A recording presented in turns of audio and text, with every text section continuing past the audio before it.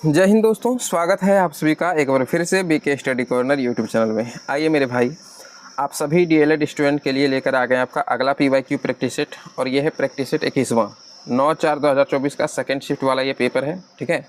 और शाम से जो क्लास आएगा वो 2025 वाला से आना शुरू हो जाएगा, क्योंकि 9/4/2024 वाला ये आखिरी है, ठीक है। इसके बाद से 2025 वाला सेट का स्टार्ट करेंगे। तो बने रहिएगा क्लास में, शाम वाली क्लास में भी आप सभी को जुड़ना है। और शुरुआत करते हैं, आज देखते हैं 2024 वाला ये लास्ट सेशन है। तो हिंदी का पहला क्वेश्चन कहता है कि सत्याग्रह में प्रयुक्त संधि का नाम क्या है, यानी सत्याग्रह में कौन सी संधि लगी हुई है। तो कहिएगा सर इसका संधि विच्छेद करके देखेंगे तो पता चल जाएगा। तो क्या हो जाएगा सत्याग्रह का संधि विच्छेद, तो सत्य प्लस आग्रह। क्या हो जाएगा, सत्य प्लस आग्रह। तो यहाँ पर देखिए सत्य, यहाँ पर और छिपा हुआ है और यहाँ पर आ ऑलरेडी पहले से ही है। दोनों को जब हम लोग एक साथ जब मिलाएंगे तो क्या बनेगा, कहेंगे सर आ बन जाएगा। और ये आ क्या है, कहेंगे सर ये है दीर्घ स्वर संधि। क्या हो जाएगा, दीर्घ स्वर संधि। ऑप्शन में देखिए कहाँ पर दे रखा है, कहेंगे सर दीर्घ संधि यहाँ पर दे रखा है। स्वर संधि नहीं, स्वर संधि तो है ही लेकिन दीर्घ संधि है ना। तो आंसर कौन सा होगा, कहेंगे सर ए बिल्कुल सही है। तो संधि विच्छेद भी ध्यान रखना है और कौन सा संधि है इसमें वो भी ध्यान रखना है। अगला क्वेश्चन कहता है धनहीन में कौन सा समास है, बताइए। धनहीन में कौन सा समास, तो कहिएगा सर तत्पुरुष समास है। सिंपल है, धनहीन गुणहीन है ना। तो हीन यहाँ पर क्या आ जाए, उत्तर पद यहाँ पर प्रधान हो जा रहा है। तो जिसका उत्तर पद प्रधान हो तो उसको क्या बोलेंगे हम लोग, कहेंगे सर तत्पुरुष समास, कहेंगे सी आंसर हो जाएगा। अगला क्वेश्चन देखिएगा। अच्छा यहाँ पर से शब्द आ भी सकता है, जैसे इसका समास भी जब करिएगा तो धन से हीन है ना, बीच में कौन सा आता है, कहेंगे सर से। ये क्या होता है, अलगाव का एक तरह से बोध होता है, आपादान तत्पुरुष आप इसको बोल सकते हैं। देखिएगा अगला क्वेश्चन यहाँ पर करा कि जलज शब्द में समास छांटिए। कहने का मतलब जलज में कौन सा समास है ये बताने के लिए कह रहा है। ज़्यादातर स्टूडेंट को जो कन्फ्यूजन होगा वो या तो कर्मधारय समास में होगा या बहुव्रीहि समास में होगा। तो देखिए इसका कर्मधारय समास नहीं होकर के क्या होगा, कहेंगे सर बहुव्रीहि समास होगा। कहिएगा सर बहुव्रीहि समास में तो आप बोल रहे थे कि देवी देवता वाला चीज़ आता है। तो यहाँ पर थोड़ा सा डिफरेंट समझिएगा, कर्मधारय और बहुव्रीहि में क्या अंतर है। कर्मधारय समास में होता है एक पद विशेषण, एक पद इसमें विशेषण होता है, यानी कि जो विशेषता बता रहा होता है, और एक होता है विशेष्य। विशेष्य किसको कहते हैं, तो जिसकी विशेषता बताई जा रही है। तो कर्मधारय समास में ये होता है। अब बहुव्रीहि समास में ये सब नहीं होता है, उसमें कोई भी पद प्रधान वगैरह नहीं होता है। उसमें क्या होगा, जब दोनों पद मिलेगा ना, यानी कि प्रथम पद और उत्तर पद दोनों जब मिलता है तो एक तीसरा ही और उसका अर्थ का निर्माण कर देता है। कैसे, एक अन्य अर्थ कैसे सर, तो यहाँ पर देखिए जलज से एक अन्य अर्थ निकलता है। जलज माने होता है जल में जन्म लेने वाला, यानी कौन, तो कहेंगे कमल। समझ गए, देख रहे हैं यहाँ पर तीसरा अर्थ निकल रहा है, इसलिए होता है बहुव्रीहि समास। और कर्मधारय समास किसको बोलेंगे, जैसे आपको बोल दे कि नील कमल, नील कमल। कहिएगा सर इसमें पहला पद विशेषण देखिए यहाँ पर नीला है जो कमल, इसका जब संधि समास वगैरह करिएगा तो क्या हो जाएगा, नीला है जो कमल। तो कमल की क्या बता रहा है, कहेंगे सर विशेषता बता रहे हो। तो नीला क्या हो जाएगा, विशेषता। और किसकी बता रहा है, कहेंगे सर कमल का बता रहे, कमल हो जाएगा यहाँ पर विशेषी। इसलिए कहता है इसमें विशेषी विशेषण वाला बोध होता है, इसलिए कर्मधारय समास। और ये सब ना होकर के जब तीसरा अर्थ निकले जहाँ पर, यानी एक अलग अर्थ निकल जाए दोनों को मिलने के बाद, उसको हम लोग बोलते हैं बहुव्रीहि समास। समझ गए, तो दोनों में अंतर समझिएगा। चलिए अच्छा अगला क्वेश्चन देख लीजिए, यहाँ पर क्या कह रहा है। कहता है गद्यांश को पढ़िए और उत्तर दीजिए। गद्यांश क्या कह रहा है भाई मेरे, तो गद्यांश से पहले हम लोग सर क्वेश्चन देख लें। कहता है जड़ी बूटी में कौन सा समास है। गद्यांश पढ़ने का यहाँ पर जरूरत है नहीं। तो जड़ी बूटी में कौन सा समास है, कहेंगे सर दोनों खंड, यहाँ पर जड़ी और बूटी दोनों खंड प्रधान है, तो हम लोग बोलेंगे द्वंद्व समास है। सिंपल है ये, ध्यान रखिएगा। अगला क्वेश्चन देखिएगा, आप कल कहाँ थे, या किस वाक्य का उदाहरण है, बताइए। आप कल कहाँ थे, तो कहेंगे सर कहाँ थे। और यहाँ पर देखिए क्वेश्चन मार्क का चिन्ह भी लगा हुआ है, इतना आसानी से बता रहे कि भाई कहाँ थे, है ना। देखने से ही पता चल रहा होगा सर ये पर तो प्रश्नवाचक वाक्य है। पूछ रहा है ना कि भाई आप कल कहाँ थे, प्रश्न कर रहा है, और यहाँ पर प्रश्नवाचक चिन्ह भी लगा हुआ है। सी आपका बिल्कुल सही जवाब होगा। अगला क्वेश्चन देखिए, कह रहा है कि एक्यूसेशन के लिए सही परिभाषिक शब्द क्या हो जाएगा। एक्यूसेशन को हम लोग हिंदी में क्या बोलेंगे, तो अभियोग बोला जाता है। क्या बोलेंगे, कहेंगे सर अभियोग। आंसर डी होगा। आजन्म में कौन सा समास है, ये तो काफ़ी पॉपुलर है ना। आजन्म में कौन सा समास है, कहिएगा सर अव्ययी भाव समास हो जाएगा। अव्ययी भाव समास, अव्ययी भाव समास में क्या होता है, तो इसमें क्या होता है, जैसे यथा, बे, भर, प्रति, है ना, प्रति, या फिर इस प्रकार से आ, ये सब शब्द आपको शुरुआत में ही देखने को मिलेगा। देख लें जैसे यहाँ पर आ। और इसमें एक चीज़ और आपको मिलेगा, रातों रात, हाथों हाथ, यानी कि दो शब्द एक ही जैसा आपको मिलेगा, उसी में होता है अव्ययी भाव समास। ठीक है ना, तो दोनों चीज़ ध्यान रखिएगा। करेक्ट आंसर आपका ऑप्शन ए होगा यहाँ पर। नेक्स्ट क्वेश्चन देखिए, कहता है निम्नलिखित में कौन सा शब्द स्त्रीलिंग नहीं है। अब दिमाग लगाइए, स्त्रीलिंग नहीं है। चिंगारी दे रखा है, ज्वाला है, छुआछूत और दीपक। तो ऐसा लगता है सर ज्वाला सर यहाँ पर स्त्रीलिंग नहीं है, ज्वाला शब्द पुल्लिंग है, और दीपक सर दीपक भी पुल्लिंग लग रहा है। इन दोनों में स्टूडेंट को कन्फ्यूजन हो सकता है। तो देखिए आप क्या करिए, वाक्य में इसको परिवर्तित करके बना सकते हैं। जैसे कोई कहे कि चिंगारी, चिंगारी के ऊपर कोई भी वाक्य बनाइए, जैसे एक चिंगारी उठी, तो चिंगारी क्या हुई, तो कहेंगे सर उठी, यानी कि एक चिंगारी उठी। जब आप इसको वाक्य में डिनोट करिएगा तो क्या हो जाएगा, एक चिंगारी उठी। देख रहे हैं यहाँ पर उठी आया हुआ है, क्या हो जाएगा, कहेंगे सर ये तो स्त्रीलिंग है। ज्वाला के ऊपर किस प्रकार से, जैसे अग्नि की ज्वाला भड़क उठी, इसमें भी उठी शब्द आएगा ही आएगा, तो ये भी क्या है, कहेंगे सर ये भी फिर स्त्रीलिंग हो गया। छुआछूत में क्या हो जाएगा, जैसे कहें समाज से छुआछूत मिटानी चाहिए, मिटाना चाहिए नहीं कहेंगे, मिटानी चाहिए, यानी ये भी सर स्त्रीलिंग है। तो दीपक बच गया सर, ये पुल्लिंग है। इसके ऊपर भी सोच लीजिए, जैसे क्या हो सकता है, दीपक जल रहा है, ये होता है ना कि दीपक जल रहा है। ये कहीं पर देखें कि दीपक जल रही है, इस प्रकार से शब्द नहीं देखे होंगे। तो कौन सा पुल्लिंग शब्द हो जाएगा, स्त्रीलिंग का नहीं कहने का मतलब पुल्लिंग ही पूछ रहा है, तो दीपक हो जाएगा यहाँ पर पुल्लिंग, ये स्त्रीलिंग नहीं है, डी आंसर हो जाएगा। चलिए अगला क्वेश्चन देखिए, कहता है मैदान छोड़ना मुहावरे का क्या अर्थ हो जाता है। मैदान छोड़ना तो रण क्षेत्र में युद्ध करना, रण क्षेत्र में घायल होना, रण क्षेत्र में रुकना, या रण क्षेत्र से भाग जाना। तो मैदान छोड़ देना मतलब रण क्षेत्र से भाग जाना है ना। तो करेक्ट आंसर कौन सा होगा, कहेंगे सर डी है। अगला क्वेश्चन कहता है इनमें कौन सा वाक्य अशुद्ध है। अशुद्ध कह रहा है, यानी 3 इसमें आपको शुद्ध मिलेगा। तो घंटी बजते ही सब मजदूर अपने घर जाएंगे। सड़क पर कंकड़, कंकड़ होगा यहाँ पर, कंकड़ खैर कंकड़ ही समझिए, कूड़ेदान में डाल दो। सड़क पर कंकड़ कूड़ेदान में डाल दो, यही तो सर अजीब है सर, गलत है यही वाला है ना। तो यही आपका आंसर भी होगा। आगे देख लेते हैं, कहता है पानी की समस्या तो बढ़ती जा रही है और गंगा का पानी गंदा हो गया है। तो देखने से ही पता चल गया होगा आप सभी को आंसर कौन सा हो जाएगा, कहेंगे सर सड़क पर कंकड़ कूड़ेदान में डाल दो, ये गलत बात है। यहाँ पर क्या हो जाएगा, सड़क के कंकड़, और यहाँ पर कंकड़ होगा है ना, इस प्रकार से होगा। ये बोल सकते हैं कि सड़क के कंकड़ कूड़ेदान में डाल दो, तो तब जा करके होगा, ये शुद्ध है। लेकिन ये अशुद्ध है और अशुद्ध ही कह रहा, तो आंसर कौन सा हो जाएगा, कहेंगे सर बी बिल्कुल सही है। आइए अगला क्वेश्चन देखिए, कहता है वह बहुत तेज दौड़ती है। बताइए कि काले शब्द में कौन सा पदबंध है, इसमें पूछ रहा है। तो बहुत तेज, देखिए ये शब्द किसके लिए आया, कहेंगे सर दौड़ती है, दौड़ना के लिए आया। दौड़ना क्या है, दौड़ना खाना पीना सब एक प्रकार का क्रिया है, और ये बता रहा है क्रिया किस प्रकार हो रहा है, बहुत तेज हो रहा है, यानी कि विशेषता भी उसका बता रहा है। तो क्रिया के साथ साथ क्या है, विशेषण भी है इसमें, तो क्या बोलेंगे, क्रिया विशेषण पदबंध। तो आंसर कौन सा हो जाएगा आपका, कहेंगे सर डी बिल्कुल फिर सही है। ठीक है, अगला क्वेश्चन कहता है बच्चा रोता है भाववाची में बदलिए। तो बच्चा रोता है, तो ये वाला तो होगा नहीं सेम। बच्चा से रोया जाता है, ये हो सकता है। बच्चा से रोया नहीं जाता है, बच्चे रोते हैं, तो इसमें रोया जाता है इस प्रकार से ही आता है, ठीक है ना। लेकिन यहाँ पर देखिए निषेधात्मक आ गया है कि नहीं, लेकिन यहाँ पर तो ऐसा निगेटिविटी है नहीं। बच्चा रोता है, ये रहता कि बच्चा नहीं रोता है, तब बना सकते थे हम लोग इसका भाववाची क्या बना सकते, बच्चे से रोया नहीं जाता, तब ये बना सकते थे। लेकिन वहाँ पर वो कह नहीं रहा है, क्या कह रहा है, कहता है बच्चा रोता है, तो कौन सा आंसर होगा, कहें सर बच्चा से रोया जाता है, ये हो जाएगा भाववाची, है ना, भाव उत्पन्न हो जाता है फिर इसमें। देखिएगा अगला क्वेश्चन कहता है कि निम्न में कौन सा वाक्य शुद्ध है, यानी 3 ही आपको यहाँ पर अशुद्ध वाक्य मिलेगा, एक शुद्ध है, बताइए कौन सा। तो कहता है 5 बैल को लाओ, आपके दर्शन हुए, उसका प्राण उड़ गया, देवी पर अक्षत छींटा गया। बताइए शुद्ध कौन सा है। तो कहिएगा सब शुद्ध यहाँ पर हो जाएगा ऑप्शन बी, है ना, ये शुद्ध वाक्य है। अच्छा ये सब अशुद्ध कैसे है, तो 5, देखिए 5 क्या है, बहुवचन है ना, 5 हो गया। जब बैलों की संख्या 5 है तो यहाँ पर बैलों शब्द आएगा ना, कि 5 बैलों को लाओ, 5 बैल को लाओ कहना गलत है। अगला कहता है उसका प्राण उड़ गया, गलत बात है, उसके प्राण उड़ गए, ये होगा शुद्ध वाक्य। देवी पर अक्षत छींटा गया कहना गलत है, देवी पर अक्षत चढ़ाया गया, ये हो सकता है ना, छींटा गया नहीं बोल सकते। तो करेक्ट आंसर फिर ऑप्शन बी हो जाएगा, शुद्ध कह रहा था। नेक्स्ट क्वेश्चन देखिएगा यहीं पर, कहता है कि ओए जोग सिखावन पाड़े परमारथी पुराननी लादे। फिर कहता है ज्यों बनजारे टांडे, पंक्तियों में कौन सी शब्द शक्ति है। शब्द शक्ति कह रहा है, ज्यों दे करके आप अलंकार नहीं लगा दीजिएगा, वैसे ऑप्शन में आपको अलंकार दिया ही नहीं है।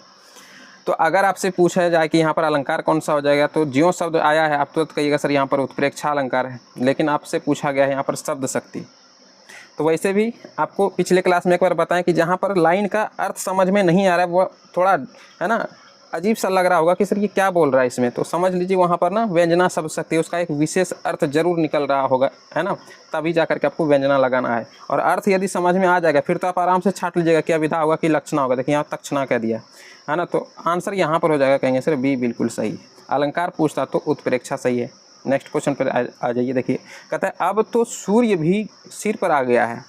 कौन सी शब्द शक्ति है, दिमाग लगाइए। अब तो सूर्य भी सिर पर आ गया है, क्या हो जाएगा आंसर, कहेंगे सर यहाँ पर भी सर लग रहा है कि सर व्यंजना शब्द शक्ति है ना, इसका एक विशेष अर्थ निकलता है। किसी के संदर्भ में कहा जा रहा हो, जैसे कि बच्चे सोए हुए हैं, उसको कह रहा है अरे उठो भाई जल्दी से, अब तो सूर्य भी सिर पर आ गया है, तो इसका क्या मतलब निकलता है, सूर्य भी सिर पर आ गया, इसका मतलब जल्दी से तुमको उठने के लिए कह रहे हैं, एक विशेष अर्थ इसका नहीं निकल रहा है। कहेंगे हाँ सर, इसलिए व्यंजना होगा, ठीक है ना। तो करेक्ट आंसर ऑप्शन बी होगा। नेक्स्ट क्वेश्चन देखिए, कहता है पीपर पात सरिस मन डोला। पीपर पात क्या है, देखिए यहाँ पर फिर समझिए, अलंकार नहीं कह रहा है, यहाँ पर सरिस शब्द आया हुआ है। कहिएगा सर यहाँ तो सर हो जाएगा उपमा अलंकार, सा से सी सम समाना सरिस, ये सब उपमा अलंकार में आता है। लेकिन यहाँ पर उपमा देख रहे हैं, ऑप्शन दे भी दिया है और तुरंत स्टूडेंट उपमा मारेगा और हो जाएगा गलत। यहाँ पर देखिए कहीं अलंकार नहीं पूछ रहा है, ये कह रहा है कि जो पीपर पात है इसमें, ये पीपर पात है क्या, तो पीपर पात सरिस मन डोला, माने पीपल के पत्ते के जैसा मेरा मन डोल रहा है। तो ये क्या कर रहा है, एक दूसरे से तुलना ही तो हो रहा है, सरिस माने उसके जैसा। तो देखिए यहाँ पर उसके जैसा या कहीं कि उसके समान डोल रहा है ना, तो पीपर पात सरिस मन डोला, मन डोल रहा है किसके जैसा, पीपल के पत्ते के जैसा। तो पीपल का पत्ता यहाँ पर क्या हो जाएगा, इससे तुलना हो रहा है मन का, तो जिससे तुलना किया जाए उसको उपमान कहते हैं। जिससे किया जाए माने जिसको मान करके कर रहे हैं तुलना, तो वो उपमान, और जिसका तुलना किया जा रहा है वो हो जाएगा उपमेय। तो मन डोला ये उपमेय है, और जिससे हम तुलना कर रहे हैं वो उपमान कहलाएगा। पीपर पात यहाँ पर क्या है, कहेंगे सर उपमान है।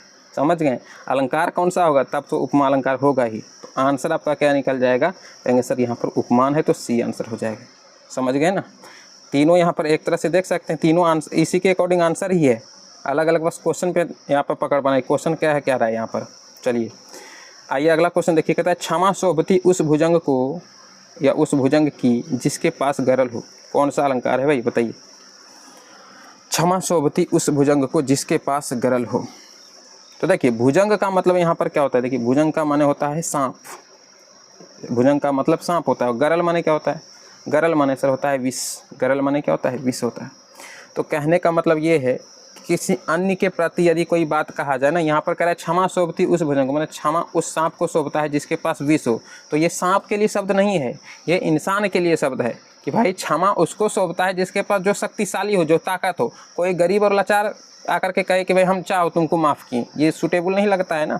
तो कहने का मतलब ये वाकई वही कहना चाह रहा है कि जो दयावर नहीं बोलेंगे यहाँ पर, मतलब ताकतवर जो इंसान हो वो कहा है कि चलो भाई हम तुमको क्षमा करते हैं, तो उस पर ये बात जो है सूटेबल बैठता है। वही ये वाक्य कह रहा है कि क्षमा शोभती उस भुजंग को जिसके पास गरल हो, जिसके पास ताकत हो, है ना। यहाँ पर गरल का माने वो भी समझिए ताकत। तो कहने का मतलब यहाँ पर सांप और विष का जिक्र तो हुआ है, लेकिन ये उसके संदर्भ में नहीं किया जा रहा है, ये किसी अन्य के संदर्भ में, यानी इंसान वगैरह के संदर्भ में जिक्र किया गया है। तो जब किसी अन्य के संदर्भ में जिक्र किया जाए वहाँ पर होता है अन्योक्ति अलंकार। तो आंसर कौन सा होगा, कहेंगे सर ए बिल्कुल सही है। चलिए अगला क्वेश्चन समझिए, कहता है कि निम्न में रूपक का उदाहरण है, मैंने अलंकार ये पूछ रहे हैं। तो आए महंत वसंत, मन का फेर, अच्छा चरण कमल बंदो हरिराई, उपयुक्त सभी। दिमाग लगी, एक चरण कमल तो बता चुके हैं, इसके अलावा भी जब उपयुक्त सभी दिया तो और दिमाग लगी। देखिए मन का फेर, यहाँ पर मन का तुलना किससे किया गया, मन का यानी कि जो घड़ा होता है उससे तुलना किया गया, यहाँ पर भी डायरेक्टली तुलना की गई, ये भी रूपक अलंकार है। आए महंत वसंत, महंत का तुलना वसंत मौसम से किया गया है, कहेंगे हाँ सर, फिर ये भी रूपक अलंकार है। और यहाँ चरण कमल, तो चरण का तुलना कमल से किया गया तो होगा ही रूपक अलंकार। तो उपयुक्त में से सभी यहाँ पर क्या है, रूपक अलंकार ही है। समझ गए। चलिए कहता है भजमन चरण कंवल अविनाशी, इसमें कौन सा अलंकार है। यहाँ पर भी एक शब्द आपको फिर से मिल गया होगा, चरण कंवल। कंवल कहने का मतलब ये कमल ही है ना, कमल। तो चरण का तुलना किससे किया गया है, कमल से किया गया, कौन सा अलंकार होगा, कहेंगे सर जी रूपक अलंकार हो जाएगा, यहीं पर दे रखा है, यही वाला आंसर है आपका।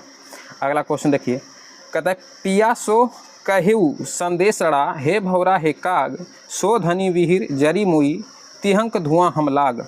बताइए कौन सा अलंकार है, ये अलंकार ही पूछ रहा है इसमें। देखिए ये थोड़ा सा आपको समझाना पड़ेगा, यहाँ पर है उत्प्रेक्षा अलंकार। कहिएगा सर इसमें मनहु शब्द या जनहु शब्द, जानो मानो ये सब शब्द तो कहीं पर है नहीं सर, आप कैसे बता दिए उत्प्रेक्षा अलंकार। तो बाबू मेरे समझिएगा, इसको समझाते हैं थोड़ा सा। ये जो पंक्ति लिया गया है ना, ये सवाल पूछा जा सकता है आपसे कि ये किस महाकाव्य से लिया गया ये पंक्ति है। तो ध्यान रखिएगा, मोहम्मद जायसी द्वारा रचित एक महाकाव्य है जिसका नाम है पद्मावत। क्या नाम है? कहेंगे सर पद्मावत। तो इसी पद्मावत वह महाकाव्य से उठाया गया है ये लाइन। तो उसी में एक कैरेक्टर है राजा रत्न सेन, ठीक है ना, राजा रत्न सेन। तो राजा रत्न सेन जो थे वो 2 शादी किए थे, यानी पहली वाली जो बीवी थी उसको छोड़ करके उसने दूसरा शादी कर लिया। तो जो पहली वाली बीवी थी वही ये कह रहा है, एक भंवरे यानी भंवरा और काग से कहता है पिया सो कहियू संदेशड़ा, माने कि मेरे पिया से जाके संदेशा कहो मेरा, हे भंवरा हे काग। भंवरा और कागों को कह रहा है। ये चीज़ ध्यान रखिएगा, भंवरा भी काला होता है और काग यानी कौआ भी काला होता है। कहता है सो धनी, अब ये कौआ जा करके उस राजा को, राजा रत्न सेन को कह रहा है कि सो धनी विहिर जरी मुई तिहक धुआं हम लाग। कह रहा है राजा को कि भाई वो आपके विहर में जरी मुई, कहने का मतलब वो आपके वियोग में जर रही है, मर रही है, उसी का धुआं लगा है जो कि हम काला हो गए। ये भंवरा कह रहा है जाकर के राजा को कि उसी के धुआं से हम काला हो गए। आप सोच सकते हैं वो आपके विरह में किस तरह से जर रही है, मर रही है। कहिएगा सर यहाँ तक तो समझ रहे हैं, लेकिन इसमें मानव शब्द कहाँ पर है जो कि आप उत्प्रेक्षा अलंकार बता रहे हैं। तो यहाँ पर वही है, सो धन विरह जरी मुई, मतलब कि वह स्त्री आपके वियोग में जर रही है, मर रही है, मानो उसी का धुआं हमको लग गया हो। तो यहीं पर आता है मानव शब्द कि मानो उसी का धुआं हमको लग गया है, जो कि हम क्या हो गए हैं, हम भंवरा और ये काग दोनों काला हो गए हैं। तो मानव शब्द यहीं पर छुपा हुआ है, ये आपको लिखा हुआ यहाँ पर नहीं है, इसलिए होगा इसमें उत्प्रेक्षा अलंकार। इसको याद रखिएगा, ठीक है ना। बाकी समझा दिए आपको और समझने में भी अच्छा लगा होगा। देखिएगा अगला क्वेश्चन समझिए, ये भी कुछ उसी प्रकार से कहते हैं, तंत्री नाद कवित्व रस सरस राग रति रंग अन बूढ़े बूढ़े तीरे जो बूढ़े सब अंग। बताइए यहाँ पर कौन सा अलंकार है, दिमाग लगाइए। तो देखिए मेरे भाई, ये जो दोहा लिया गया है, हो सकता है फिर आपसे पूछे कि ये दोहा कहाँ से लिया गया है, किसका रचना है ये। तो कवि बिहारी लाल द्वारा रचित है। कवि कौन है भाई, कवि का नाम क्या है, तो कहेंगे सर बिहारी लाल, बिहारी लाल। और वो वाला भी ध्यान रखिएगा, ठीक है ना। वो किसका रचना था, तो जायसी, मोहम्मद जायसी का रचना था, पद्मावत से लिया गया था। ये वाला समझिए, ये बिहारी लाल का रचना है, ठीक है ना। उसका एक दोहा है ये, ठीक है। तो इसका दूसरा लाइन आप गौर करिए कि अन बूढ़े बूढ़े तीरे जो बूढ़े सब अंग। ये कहना चाहता है कि जो नहीं डूबने का था वो भी डूब गया। यही कह रहा है कि अन बूढ़े बूढ़े तीरे, इतना को का ही मतलब हो रहा है, क्या कहेंगे सर, जो नहीं डूबने का था वो भी डूब गया। अगला लाइन कहता है कि जे बूढ़े सब अंग, इसका मतलब होता है कि और जो पूरी तरह से डूब गया वो तो मानो तर ही गया या पार घाट लग गया, है ना। इसका मतलब ये होता है। तो अब आप दिमाग लगाइए कि यहाँ सर विरोधाभास अलंकार नहीं होगा। ऑप्शन बी कहिएगा सर कैसे। पहले कहता है अन बूढ़े बूढ़े तीरे, जो नहीं डूबने का था वो डूब गया। एक दूसरे से विरोधाभास नहीं लग रहा है कि नहीं डूबने का था, फिर कहता है डूब गया। फिर कहता है जो जे बूढ़े सब अंग, फिर कहता है जो पूरी तरह डूब गया। जब डूब गया तो कहता है कि पूरी तरह से तर गया। अब समझिए, जब डूब गया तो तर कैसे गया, तो है ना, वहाँ पर भी विरोधाभास अलंकार। तो ये आखिरी लाइन से जब इसका अर्थ आप समझिएगा तो आपको पता चलेगा यहाँ पर विरोधाभास अलंकार होगा। और यहाँ हम विभावना में क्यों लगा दिए, विरोधाभास अलंकार यहाँ पर होगा। सॉरी, देखने में जैसा लग रहा था। तो आंसर कौन सा होगा, कहेंगे सर ए बिल्कुल सही है। चलिए बाबू मेरे, अगला क्वेश्चन देखिएगा। इसी प्रकार से कहीं पर मिस्टेक हो जाता है, कहीं कहीं पर हम देखिएगा है ना, अलग ही आंसर लगा देते। कई सारे बच्चे कमेंट करने लगते सर इसका आंसर गलत हो गया। तो कभी कभी मिस्टेक में हो जाता है बाबू लोग मेरे, ठीक है ना। आप लोग भी समझिएगा, मिस्टेक से ही होता है वो चीज़ें। देखिएगा अच्छा अगला क्वेश्चन कहता है दुर्गहु ए और अ ये कौन सा वर्ण है। तो कहिएगा सर ये तो बच्चे बच्चे को पता है सर, दीर्घ वर्ण है ना, कौन सा हो जाएगा, दीर्घ स्वर वर्ण बोल सकते हैं। आइए अगला क्वेश्चन देखिए, कह रहा है कि इंद्रव्रजा के 11वें वर्ण पर यति होती है। यह कौन सा छंद है, वर्णिक छंद है, मुक्त छंद है, वय है या मात्रिक छंद है। तो याद रखिएगा इसका करेक्ट आंसर क्या हो जाएगा बिल्कुल कहिएगा सर ऑप्शन ए है, यहाँ पर वर्णिक छंद के उदाहरण है ना। अगला क्वेश्चन कहता है आचार्य वामन जी के अनुसार रीति के भेद कौन से हैं, बताइए। माधुरी, ओज, वैदर्भी या इनमें से कोई नहीं। तो कहिएगा sir correct answer option C हो जाएगा, वैदर्भी, ठीक है ना। लास्ट क्वेश्चन देखिएगा आपका हिंदी का, कहता है सर्वप्रथम रस का उल्लेख किस ग्रंथ में मिलता है। इंपॉर्टेंट है, थोड़ा सा ध्यान रखिएगा। सर्वप्रथम रस का उल्लेख किस ग्रंथ में मिलता है। तो कहिएगा sir correct answer option A हो जाएगा, नाट्य शास्त्र में मिलता है, ठीक है, ध्यान रखिएगा। और टोटली कितना रस का उल्लेख उसमें किया गया है, कहेंगे सर टोटली 10 रस का उल्लेख उसमें मिलता है, ठीक है। चलिए यहाँ से हम लोग करते हैं साइंस को स्टार्ट। देखिएगा साइंस का पहला क्वेश्चन कहता है मैक्स 1407 एक अधिक उपज देने वाली कीट मुक्त प्रजाति है, किसका प्रजाति है। तो अच्छे से आप सभी को पता है, कहिएगा सर सोयाबीन की प्रजाति है। नेक्स्ट क्वेश्चन कहता है निम्नलिखित में कौन द्विक्षारकीय अम्ल है। कहिएगा सर सल्फ्यूरिक एसिड हो जाएगा। क्या है फॉर्मूला इसका, कहेंगे सर ऑप्शन डी में दे रखा है सल्फ्यूरिक एसिड, है ना।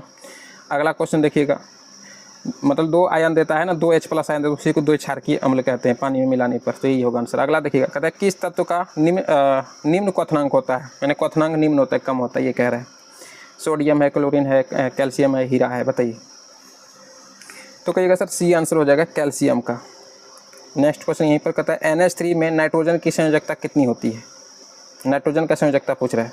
तो कहिएगा सर नाइट्रोजन का तो करेक्ट आंसर सर 3 होगा, है ना। अपोजिट होता है, N वाला ये लेके चला जाता है, H वाला ये लेके चला जाता है, तो ये 3 इधर जब H में लगा हुआ है, इसका मतलब पक्का वो कि N वाला संयोजकता था, तभी तो ये लेके इधर H में आ गया, है ना। तो करेक्ट आंसर सी हो जाएगा। हाइड्रोजन का पूछता था, 1 होता। अगला क्वेश्चन देखिएगा, यहाँ पर कहता है अरस्तु ने पादपों को जड़ी बूटियों, झाड़ियों और वृक्षों के आधार पर वर्गीकृत किया है, यानी किस आधार पर वर्गीकृत किया है। तो इसका राइट आंसर हो जाएगा ऑप्शन बी, ध्यान रखिएगा, रूपात्मक चरित्रण के आधार पर वर्गीकृत किया है, बी आंसर हो जाएगा। अगला क्वेश्चन कहता है निम्नलिखित में कौन सा उत्तक भ्रूण के एक्टोडर्म से उत्पन्न होता है, लगाइए आंसर। तो कहिएगा sir correct answer option B हो जाएगा, दिमाग के तंत्र, है ना, ऑप्शन होगा बी करेक्ट। नेक्स्ट क्वेश्चन देखिएगा, यहाँ पर क्या कह रहा है, कहता है पानी या हवा द्वारा ऊपरी मिट्टी को हटाने की प्रक्रिया क्या कहलाती है, क्या बोला जाएगा उसको। कहिएगा सर उसको मृदा अपरदन बोलते हैं, तो मिट्टी का हट के एक जगह से दूसरे जगह चला जाना, ये बाढ़ की वजह से भी होता है या हवा के भी वजह से होता है। हवा के वजह से आपको ऐसे नॉर्मली देखने को नहीं मिलेगा, ज़्यादातर ये रेगिस्तान वाला एरिया में देखने को मिलता है। देखिएगा जब रेगिस्तान वाला एरिया में जाइएगा ना, तो इस प्रकार से एकदम से टीला बना हुआ रहेगा इस प्रकार से, और ये जब हवा चलता है इधर का मिट्टी उठा करके पूरा यहाँ ला करके पटक देगा, है ना, ऊपर का मिट्टी, ऊपर का जो सैंड होता है, बालू होता है। तो ये ज़्यादातर बालू यानी कि हवा वाला जब बात आप समझने का कोशिश कीजिएगा तो राजस्थान वगैरह वाला एरिया में ज़्यादा देखने को मिलता है, और नॉर्मली इधर तो हम लोग को, है ना, पानी वाला ही देखने को मिलता है सर, मृदा अपरदन, बाढ़ वगैरह आए तो। नेक्स्ट क्वेश्चन देखिए, कहता है क्रेब्स चक्र का एक महत्वपूर्ण उत्पाद जो ATP संश्लेषण करता है वो कौन है, पानी, मीथेन, NADH, इनमें से कोई नहीं। तो कहिएगा सर NADH हो जाएगा ना, करेक्ट आंसर ऑप्शन सी। अच्छा यहाँ पर एक चीज़ ध्यान रखिएगा, क्रेब्स चक्र को साइट्रिक एसिड के रूप में भी जानते हैं, साइट्रिक एसिड, तो ये भी ध्यान रखिएगा, ठीक है। अगले क्वेश्चन पर आइए, यहाँ पर कह रहे हैं मनुष्यों में सामान्य गर्भाकाल की अवधि कितने दिनों की होती है, बताइए। तो कहेंगे सर ऑप्शन सी करेक्ट है, 280 दिन का होता है, 270 नहीं लगाइएगा, गलत हो जाएगा, 280 दिन का होता है, सी आंसर हो जाएगा। अगला क्वेश्चन कहता है कि एक हॉल का फर्श जो कि 8 मीटर लंबा तथा 6 मीटर चौड़ा है, एक चींटी इसके एक कोने से विकर्णता, यानी कि विकर्ण के रूप में कोना को टच करता है ना, कहता है विकर्णता सम्मुख एक दूसरे कोने तक जाए तो चींटी का विस्थापन क्या होगा, मतलब ये विकर्ण पूछ रहा है, सीधा कहना भाई कि आयत का ये विकर्ण पूछ रहा है। अच्छा लंबाई चौड़ाई क्या दे रखा है तो देख लेते हैं एक बार। चौड़ाई कह रहा है कितना, चौड़ा कह रहे सर 6 मीटर चौड़ा है, और लंबाई कह रहा है 8 मीटर चौड़ा, 8 मीटर लंबा है। विकर्ण इसका पूछ रहा है कि यहाँ से अगर कोई चींटी चलना शुरू करता है, एक कोने तक जाता है, तो उसका विस्थापन क्या होगा, यानी ये दूरी पूछ रहा है, विकर्ण की लंबाई पूछ रहा है। तो आयत का विकर्ण का क्या होता है, तो बस कहेंगे सर कुछ नहीं, लंबाई का स्क्वायर और प्लस चौड़ाई का स्क्वायर कर दीजिए और रूट चढ़ा दीजिए। तो 8 का स्क्वायर कितना हो जाएगा, कर ही देते हैं एक बार, 8 का स्क्वायर और प्लस 6 का स्क्वायर कर दीजिए और रूट चढ़ा दीजिए, यही होता है आयत का विकर्ण। तो सर 8 8 में 64 होगा सर, और प्लस 6 के 36 जोड़ेंगे सर 100 हो जाएगा, लेकिन रूट रहेगा सबके ऊपर। तो 100 का रूट, यानी रूट से जब बाहर निकालेंगे तो इसका वर्गमूल क्या निकल जाएगा सर 10। 10 किस चीज़ में, कौन कहेंगे सर मीटर में, तो कौन सा आंसर होगा 10 मीटर। सिंपल है, आंसर डी हो जाएगा, बस फॉर्मूला ध्यान रखना है। अगला क्वेश्चन कहता है कि चंद्रमा की सतह पर गुरुत्वीय त्वरण का जी मान कितना होता है, कहने का मतलब गुरुत्वीय त्वरण यानी कि छोटी जी का मान कितना होता है चंद्रमा की सतह पर। देखिए ये थोड़ा इंपॉर्टेंट क्वेश्चन है, ध्यान रखिएगा। आपको इस प्रकार से पूछेगा कि चंद्रमा की सतह पर छोटी जी का मान कितना होता है, पृथ्वी की सतह पर कितना होता है, भूमध्य रेखा की ओर जाने के बाद जी का मान क्या होता है, घटता है बढ़ता है, इस प्रकार से पूछता है। तो हम एक नीचे स्लाइड लगा दिए, अभी आपको दिखाते हैं, वो सारा आप याद कर लीजिएगा, ठीक है। तो यहाँ पर पहले समझिए, चंद्रमा की सतह पर गुरुत्वीय त्वरण का मान यानी छोटी जी का मान क्या होगा, तो कहेंगे सर ऑप्शन बी सही है, ध्यान रखिएगा। पृथ्वी की सतह पर जी के मान के से क्या होता है, उसका कम होता है ना, चंद्रमा की सतह का। यहाँ पर देखिए हम नीचे स्लाइड लगाए हुए हैं, ये आप ध्यान रखिएगा। देखिए यहाँ पर ये रहा, कह रहा है ना कि पृथ्वी की सतह से ऊपर या नीचे जाने पर जी का मान घटता है, तो ये ध्यान रखिएगा। पृथ्वी के ध्रुव यानी जिसको हम लोग पोल कहते हैं, यहाँ पर जी का मान महत्तम होता है, ध्रुव पर महत्तम यानी सबसे अधिक अगर है तो कहीं पर होगा तो ध्रुव पर। विषुवत रेखा जिसको हम लोग इक्वेटर कहते हैं या भूमध्य रेखा भी बोलते हैं, यहाँ पर जी का मान क्या होता है, सबसे कम होता है, न्यूनतम होता है। अगला क्वेश्चन कहता है कि पृथ्वी के घूर्णन गति बढ़ने पर जी का मान कम हो जाता है और वहीं पर पृथ्वी के घूर्णन गति घटने पर जी का मान बढ़ जाता है।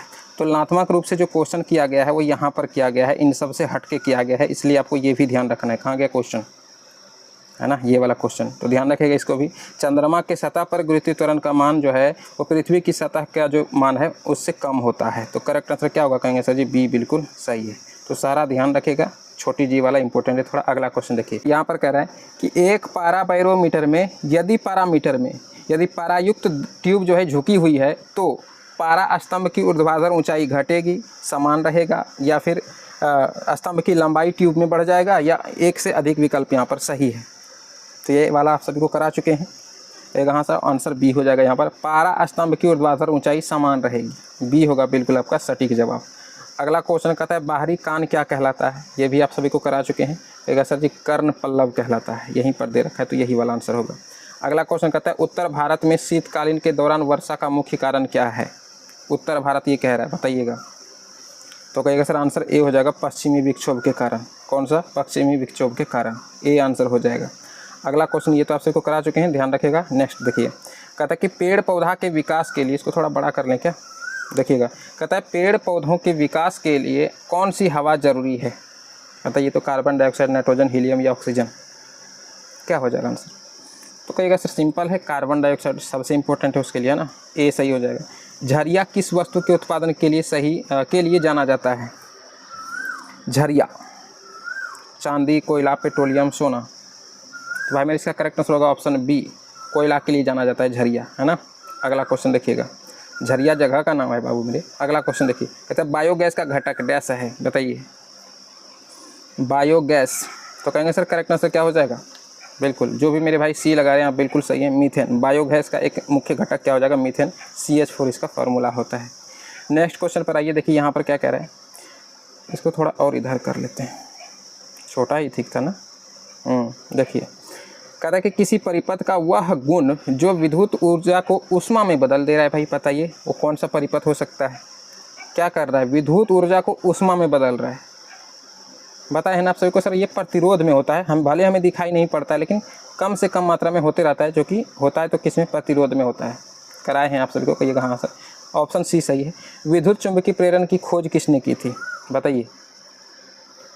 तो भाई फैराडे ने किया है ना, इसलिए विद्युत चुंबकीय प्रेरण का ऐसा ही मात्रा फिर क्या होता है, कहेंगे सर फैराडे ही होता है। अगला क्वेश्चन देखिएगा, यहाँ पर कह रहा है कि किस रंग यानी कि वर्ण का तरंगदैर्घ्य सबसे बड़ा होता है। तो कहेंगे सर आंसर ए सही, लाल वाला होता है तरंगदैर्घ्य, विचलन कम होता है, अपोजिट बैंगनी का। जीके को स्टार्ट करते हैं। कहता है समुद्री मार्ग से विश्व का परिभ्रमण सबसे पहले किसने किया। आंसर तो पता है आप सभी को, कहेंगे सर मैगलन ने। अगला क्वेश्चन यहीं पर समझ लीजिए, कहता है कि इनमें से कौन से निम्नलिखित मोटे अनाज हैं, ज्वार, बाजरा, रागी, इनमें सभी। तो देखने से ही पता चल रहा है, कहेंगे सर सभी इनमें सही है, सभी मोटे अनाज के ही अंतर्गत आते हैं। अगला क्वेश्चन देखिएगा, यहाँ पर कह रहा है, इसको थोड़ा ऊपर, हाँ ठीक है, देखिएगा। कहता है कि लीग ऑफ नेशंस की कमजोरियों के बारे में निम्नलिखित में से कौन सा कथन सत्य है।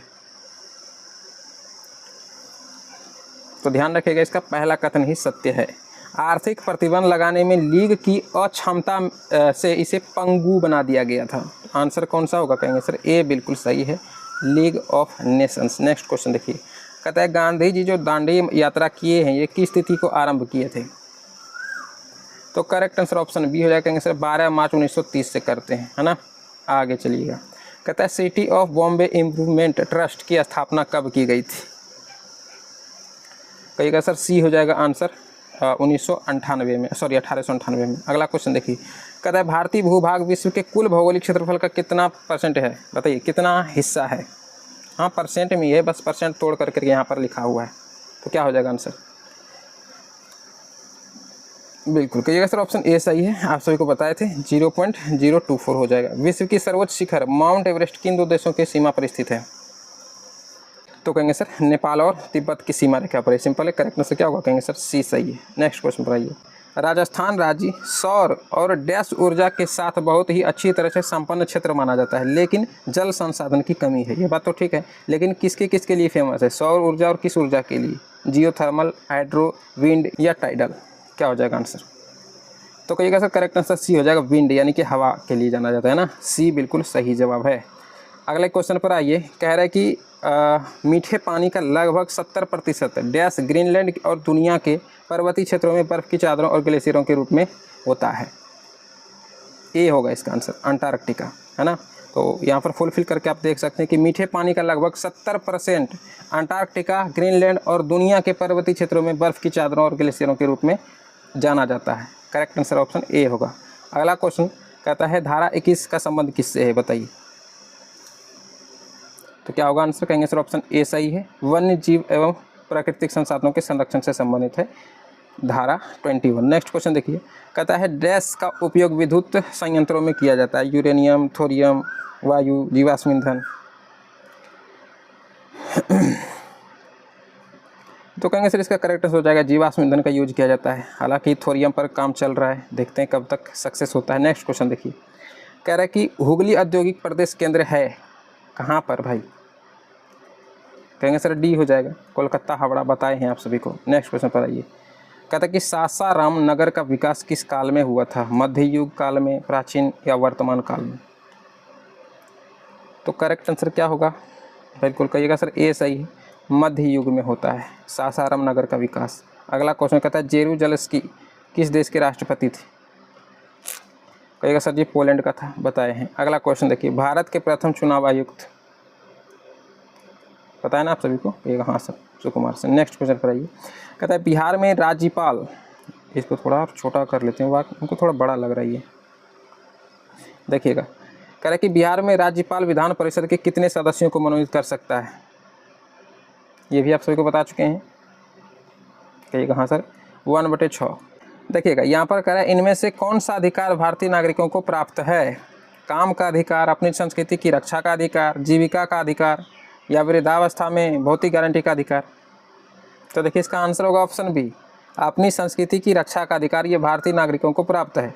अब कहिएगा सर ये काम का अधिकार भी तो है, जीविका का भी तो अधिकार है, लेकिन ये सब कोई अधिकार नहीं है, ठीक है, ये तो है ही काम है, ये बस अधिकार के अंतर्गत ये नहीं आते हैं। तो आंसर होगा आपका ऑप्शन बी। देखिएगा अगला क्वेश्चन।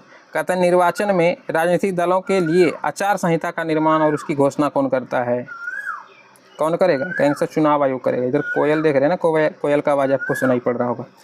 भारतीय लोकतंत्र की कमजोरियों को दूर करने का सर्वश्रेष्ठ उपाय क्या है, बताइए। ऑप्शन पढ़िए, जवाब दीजिए, क्या होगा आंसर बाबू मेरे, कहिएगा सर ऑप्शन सी सही है यहाँ पर, सुधारात्मक कानूनों का निर्माण। तो सी आंसर हो जाएगा। चलिए अगला देखिएगा। हमको तो कानून तो हमको लगता है सबसे अच्छा है इसमें, हम इसीलिए बोलते नहीं हैं। कानून तो हमको लगता है सबसे, कानून का तो निर्माण कुछ नहीं भी होगा, आर्थिक असमानता ये थोड़ा बहुत देख लिया जाए, और सबसे मेन चीज़ है मीडिया पर नियंत्रण किया जाए, मीडिया पर नियंत्रण, और बूथ पर छापामारी किया जाए। दोनों में एकदम काफ़ी बड़ी मात्रा में घोटाला हो रहा है। इन दोनों पर अगर मूल रूप से कंट्रोल कर लिया जाए ना, तो भाई लोकतंत्र की कमजोरी तो यूँ चुटकियों में दूर हो जाएगा। चलिए अगला क्वेश्चन और लास्ट क्वेश्चन देखिएगा। कह रहे कि स्थापित लोकतंत्र के संदर्भ में विस्तार की चुनौतियों के बारे में निम्नलिखित में से कौन सा कथन सत्य है, लगाइए आंसर। स्थापित लोकतंत्र के संबंध में विस्तार की चुनौतियाँ, क्या होगा आंसर।